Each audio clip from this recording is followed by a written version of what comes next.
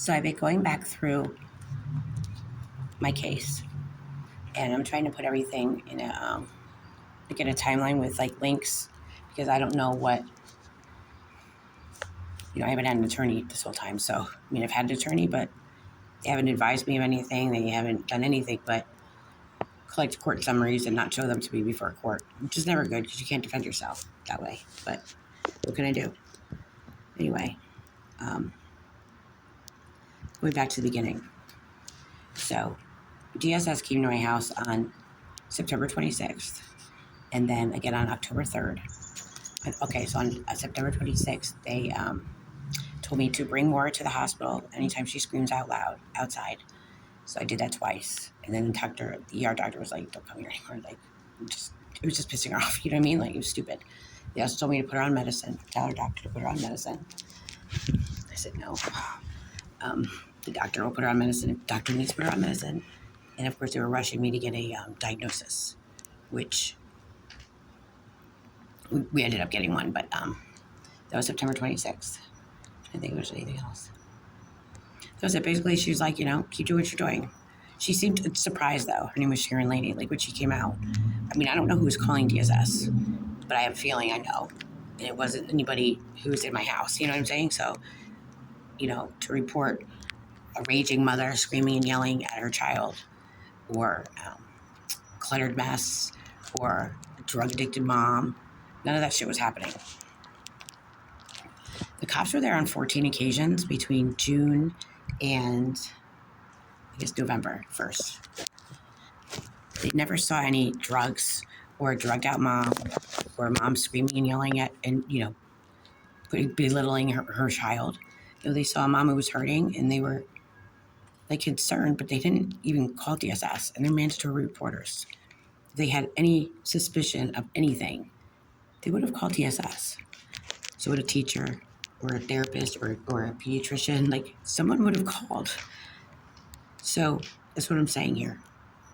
When I go back to the beginning, and that was September 26th, and then again on October 3rd, they came out because, of course, I was taking her to the hospital that weekend, and it looked like a kidnapping. Should have called 911 instead of DSS, but anyway, they called DSS to report, me putting her in the car to bring her to the hospital.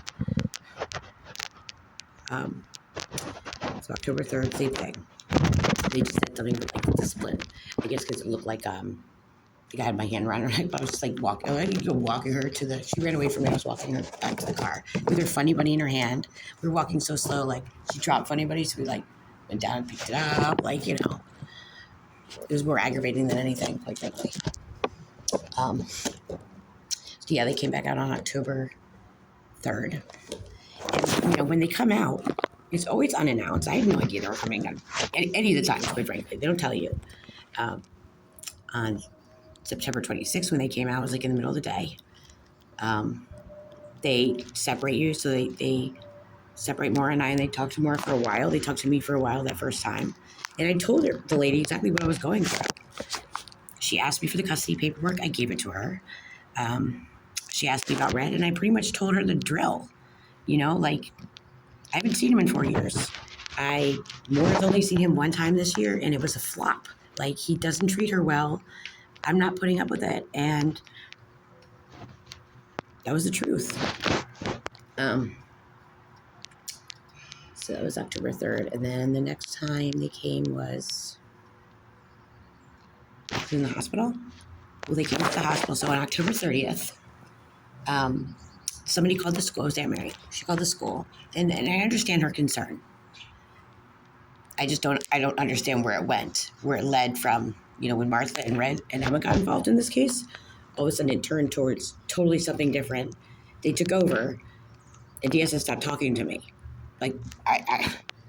They still won't even help me with ungarnishing my wages for my child support, and figuring out who the representative pay is for Maura's benefits, even though it's my Social Security benefit. It's attached to my benefit, and they won't tell me.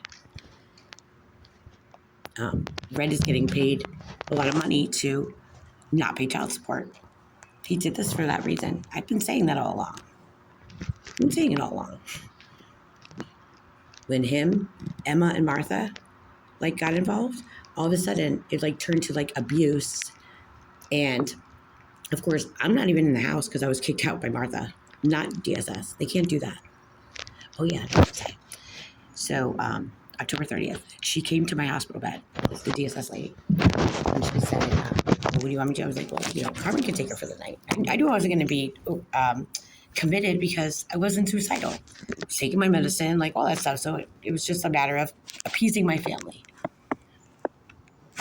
So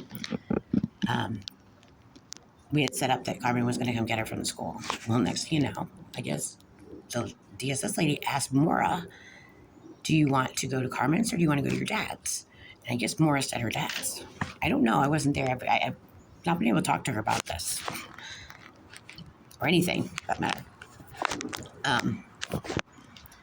This was a setup, okay? Because when I talked to the school resource officer, her name is Deputy Dobbins, she told me that DSS was aware that she was coming that day to come bring me to the hospital. She apologized profusely. She was told it was something totally different. And she's like, I've always seen you around, school dropping her off or coming to activities because I went to everything. You don't seem like you're, what you were described to be or, what they were describing you to be. I'm like, no, that's what Emma and Red do. They call me a druggie, a drunk, I don't even drink, and I'm so crazy. And she says all the time to people that she's gonna get her. That's what she used to tell Deb before Deb met me. Deb thought I was a fucking lunatic just by hearing how Emma talks about me. And I guess now Emma, Red, and Martha are all talking that way. But here's the thing. They all know they're full of shit. Red stepped up and he's making all these child abuse allegations and all these drug abuse allegations. I haven't seen him in 4 years. He's not been around me at all. He dropped Moore off, he picked her up and he dropped her off in July. That one time. He won't even look at me. So, how is he making these claims and they're being accepted? And why did DSS do a family investigation instead of them doing I'm trying to think what it's called. I don't know. Excuse me. Why did they do a family investigation? Because you know what that meant? I mean, I was in Concord, so I wasn't invited to the family investigation, even though I'm the family that lives there, right? It was Martha, my sisters, Red, and Emma did a family investigation. They're the ones who calculated all the things that I needed to do on my safety plan because I hadn't even made a case plan yet until December 13th. They first got me for, they told me to come to court on November 14th for, what'd they say? Contempt. I'm like, what? I didn't contempt on anything. What did you ask me to do that I haven't done? And then they're like, the drug screen. I'm like, ladies, I went there on the 2nd. So on November 1st, when she came to my house, the two social services ladies, and Mom was there. They're like, you got to sign to get your medical records. I'm like, yeah, that's no problem. And I needed to do a hair follicle drug test. And I think that was it. Those two things. I think that was it. So that night, it was November 1st. Red comes over with Maura later, and they basically wanted me to sign and be okay with what they did illegally, because I'm a custodial parent. Just give Red, my child without my permission was illegal. So they wanted me to sign off on it. And I'm like, I just didn't want any problems, So I signed off, and the next day, that night, I stayed with Mom in Monroe. We went out to, we got a steak. We went to, I don't know, some restaurant near her hotel. I stayed with Mom the night. And in the morning, it was 9 something when we woke up. I got a text from, I think it was Sharon Laney who sent me the text and told me to go to Atrium on 74 to go get my drug screen. I was like, okay. So that's on the way home from Monroe. I stopped there and tried to sign in or whatever. And they're like, okay, well, we haven't received a referral yet. I'm like, okay, well, let me call them. So I called Sharon, Rachel. I had them call Sharon and Rachel. No referral was ever sent in. So, I don't know, it's maybe 30, 45 minutes. I'm like, oh God, And when I have to come back. And I was like, so I went up to a lady at the desk and I was like, look, social services wants me to do a hair follicle drug screen, and I don't know what's the problem is with the referral, like why they're not, sending you a referral. Like I know this is the right place because this is the address that they gave me, and it's also where I went in 2021. So, can I pay for the hair follicle test and like you just do the chain of custody, however it's supposed to be for them? I just don't. I don't want to pay for it and not count. I'm like, can we? Is there some way you can do that? And she was like, ma'am, we don't do a hair follicle drug test here. I was like, oh, really? Okay. I'm like, well, can I do a urine one? Something. And she's like, no, we have to get the release from them in order to track it and put it.